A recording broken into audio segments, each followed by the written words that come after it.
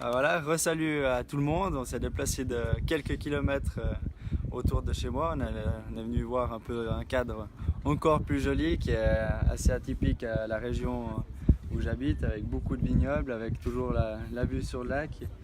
Et voilà quoi, c'est une région de Suisse très connue et très jolie.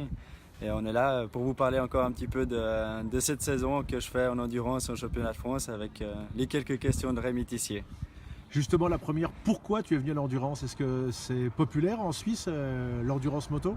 C'est une longue histoire, mais après moi j'ai toujours aimé le côté défi sportif et l'expérience humaine. Mais en tout premier, je suis venu un peu sur l'endurance parce que quand j'ai commencé un peu à suivre les pilotes en course et à me déplacer un peu sur circuit alors que je roulais pas, il y avait à ce moment-là Grégory Junot qui roulait, qui était pilote suisse, qui était dans sa meilleure forme, on va dire, en pleine explosion et qui faisait de l'endurance. Je voyais les 24 heures du Mans par exemple comme un truc énorme, et vraiment c'était une envie de vouloir faire des courses comme ça. Donc voilà, c'est un peu ça qui m'a mis un peu le goût de l'endurance. Et après, c'est vrai que le côté sportif, c'est quelque chose qui m'a toujours plu. Donc l'un plus l'autre, on s'est lancé un petit peu dans l'endurance.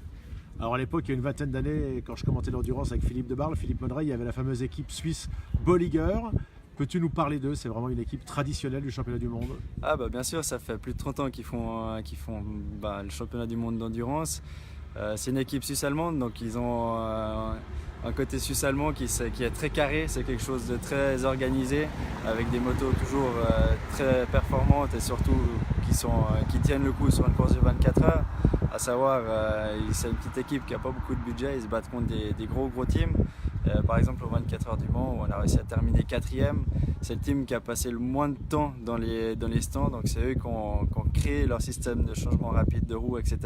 Et c'est eux qui passent le moins de temps dans les stands, donc c'est quand même il y a quand même une envie, la passion, ils ont beaucoup de passion pour la moto et ils arrivent à faire quelque chose vraiment super avec ça. Et pourtant, ils ont failli arrêter. Alors oui, c'est toujours un peu le nerf de la guerre, on en a parlé déjà avant, c'est le budget, ils ont beaucoup de problèmes à trouver des sous. Même en Suisse?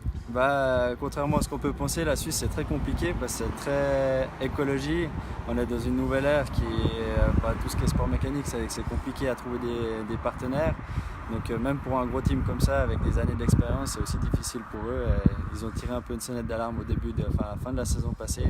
Heureusement, les partenaires qu'ils avaient ont pu combler un peu le manque. Ça doit continuer aussi.